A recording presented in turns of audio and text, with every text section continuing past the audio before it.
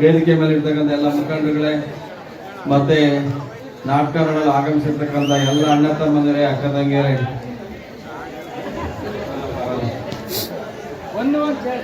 ಪೌರಾಣಿಕ ನಾಟಕವನ್ನ ತೋವಿನಕೆರೆನಲ್ಲಿ ಆಡೋದಕ್ಕೆ ಇವತ್ತು ಸೇರಿದರೆ. ಸದ್ಯಕ್ಕಂತೂ ಮಳೆ ಇಲ್ಲ ಇವತ್ತು, ನಿಮ್ಮ ಪುಣ್ಯ ಚೆನ್ನಾಗಿರ್ಲಿ.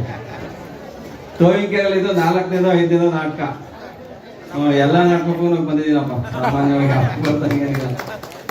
ಎಲ್ಲರೂ ನಾಟಕ ನೋಡ್ಲಿ. ಭಾಷಣ ಮಾಡೋದಕ್ಕಿಂತ ಮುಖ್ಯವಾಗಿ ಬೇಗ ಬೇಗ ನಾಟಕನ ಶುರು ಮಾಡ್ರಿ. ನಿಮ್ಮೆಲ್ಲರ ಅಚ್ಚುಮೆಚ್ಚಿನ ನಾಯಕರು ಡಾಕ್ಟರ್ ಜಿ ಪರಮೇಶ್ವರ್ ಅವರ ಆಶೀರ್ವಾದದಿಂದ ನಾನು ಈ ಭಾಗದಲ್ಲಿ ಬಂದು ಮುಂದೆ ಮಾತಾಡೋದಕ್ಕೆ ಒಂದು ಅವಕಾಶ ಕೊಡೋದಕ್ಕೆ ನಾನು ನಿಮಗೂ ಮತ್ತೆ ಅವರಿಗೆ ತುಂಬ ಹೃದಯ ಧನ್ಯವಾದಗಳನ್ನ ಹೇಳೋದಕ್ಕೆ ಬಯಸ್ತೇನೆ. ಮತ್ತೆ ಏನು ಅಭಿವೃದ್ಧಿ ಕಾರ್ಯಗಳನ್ನ ಮಾಡ್ತಕ್ಕಂಥ ಡಾಕ್ಟರ್ ಜಿ ಪರಮೇಶ್ವರ್ ಅವರು ಎತ್ತಿನ ಹೊಳೆ ಯೋಜನೆ ಮುಖಾಂತರ ಸುಮಾರು 65 ಕೆರೆಗಳಿಗೆ ನೀರು ತುಂಬಿಸಕ್ಕಂಥ ಕೆಲಸವನ್ನ ಮಾಡಿದ್ದಾರೆ. ತೋವಿನಕೆರೆ ಕೆರೆ, ಸೂರ್ಯನಹಳ್ಳಿ ಕೆರೆ ನೀರೇ ನೋಡಿಲ್ಲ ನಾವು, ಚಿಕ್ಕ ಹುಡುಗರಿಂದ ನೋಡಿದ್ವಿ, ಯಾವತ್ತೂ ತುಂಬಿದ್ದು ನೋಡೇ ಇಲ್ಲ. ಮುಂದೊಂದು ದಿವಸ ತುಂಬುವಂಥ ದಿನ ಬಂದೇ ಬರುತ್ತೆ ಅಂತ ಅನ್ಕೊಂತ ಈ ಭಾಗದಲ್ಲಿ ಒಂದು ಹೈಟೆಕ್ ಹಾಸ್ಪಿಟ್ಲ್ ಹಾಕಬೇಕು ಅಂತೇಳಿ ಒಳ್ಳೆ ಒಂದು ಹಾಸ್ಪಿಟಲ್ನ ಮಾಡಿದ್ದಾರೆ. ಇನ್ನೇನು ಕೆಲವೇ ದಿವಸದಲ್ಲಿ ಅದನ್ನ ಪೂಜೆ ಮಾಡಿಸಿ ಇನಾಗ್ರೇಷನ್ ಕೂಡ ಮಾಡಲಿದ್ದೇವೆ.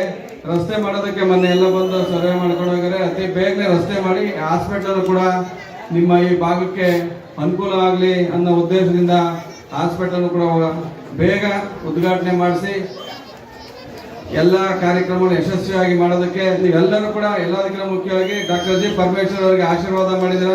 ಹಂಗಾಗಿ ಅವರು ನಿಮ್ಮ ಋಣವನ್ನು ತೀರಿಸ್ತಕ್ಕಂಥ ಎಲ್ಲ ಕೆಲಸಗಳನ್ನ ಮಾಡ್ತಾ ಇದ್ದಾರೆ. ಅವರಿಗೆ ಮುಂದಿನ ದಿನಗಳಲ್ಲಿ ದೇವರು ಇನ್ನ ಒಳ್ಳೆ ಆರೋಗ್ಯ, ಐಶ್ವರ್ಯ ಮತ್ತೆ ಉನ್ನತವಾದ ಹುದ್ದೆಯನ್ನು ಸಿಗಲಿ. ನಮ್ಮ ಕ್ಷೇತ್ರದ ನಾಯಕರು ಮುಂದಿನ ದಿನಗಳಲ್ಲಿ ಮುಖ್ಯಮಂತ್ರಿ ಆಗಲಿ ಅಂತ ನಾವೆಲ್ಲರೂ ಓಟ್ ಹಾಕಿದ್ದೀವಿ. ಅವರು ಮುಖ್ಯಮಂತ್ರಿ ಆಗಲಿ ಅಂತ ಈ ಮೂಲಕ ಹೇಳೋದಕ್ಕೆ ಬಯಸ್ತೀನಿ ಅಂತ ಹೇಳಿ ನನ್ನ ಮಾತನ್ನ ಮುಗಿಸ್ತೀನಿ.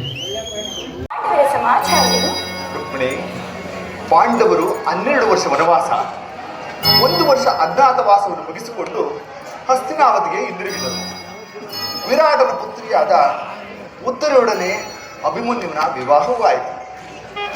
ನ್ಯಾಯಸಮ್ಮತವಾಗಿ ತಮಗೆ ಬರಬೇಕಾದ ಅರ್ಧರಾಜ್ಯವನ್ನು ಕೇಳಲು ಯುಧಿಷ್ಠಿರನು ತಮ್ಮ ಕುಲಪುರೋಹಿತರಾದ ದ್ರೌಮ್ಯನನ್ನು ಸಂಧಿಗಾಗಿ ದುರ್ಯೋಧನ ಬಳಿ ಕಳಿಸಿದ್ದರು. ಆದರೆ ಆ ದುರ್ಯೋಧನನು ಸಂಧಿಗೆ ಸಮ್ಮತಿಸಿಲ್ಲ. ರುಕ್ಮಿಣಿ, ಯುದ್ಧವೇನೋ ಅನಿವಾರ್ಯವಾಗಿ ಒದಗಿ ಬಂದಿದೆ. ಪುನಃ ಯುದ್ಧ?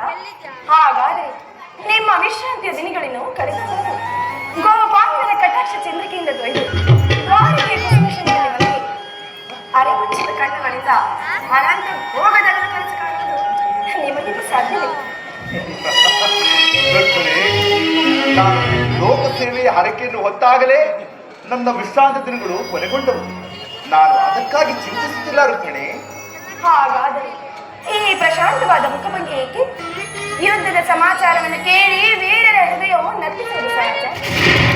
ಹೇಳು, ಶಿಶುಪಾಲಾದಿ ದಾನವರನ್ನು ಸಂಕರಿಸಿದ ನಿನ್ನ ಚಕ್ರದ ರಕ್ತಪುಷೆ ಪುನಃ ಜಾಗೃತವಾಗಿ ಜಗತ್ತಿನ ಯಾವ ಮೂಲೆಯಲ್ಲಿ ಯಾವ ಜನಿಸಿರುತ್ತೋ ಅದರ ತೀಕ್ಷ್ಣ ಧಾರೆಗೆ ಆಹುತಿಯಾಗಿ.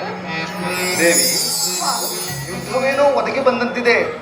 ಆದರೆ ಆ ಯುದ್ಧದಲ್ಲಿ ನಿನ್ನ ಪತಿಯು ನಿರಸ್ತ್ರ, ಆಯುಧಗಳನ್ನು ಧರಿಸಿ ಯಾರ ಪಕ್ಷವಾಗಿಯೂ ಕಾಲಾಡುವುದಿಲ್ಲವೆಂದು ಪ್ರತಿಜ್ಞೆ ಮಾಡಿದನು. ಹಾಗಾದರೆ ಈ ಶಯನಾಗಾರದ ವಸತಿಯನ್ನು ದಾಟದಲ್ಲಿ ಒಂದು ಅನುಕೂಲ ಕಾರಣ ದೊರೆತಂತಾಯಿತು. ವಾಸುದೇವ, ನಿನ್ನ ರಾಜನೀತಿಯ ಕೌಶಲವನ್ನು ನಾನೇಗ ತಿಳಿದೆನು. ಇದು ಪರಿಹಾಸ್ಯವಲ್ಲ ತಾನೆ? ಪರಿಹಾಸ್ಯವಲ್ಲ.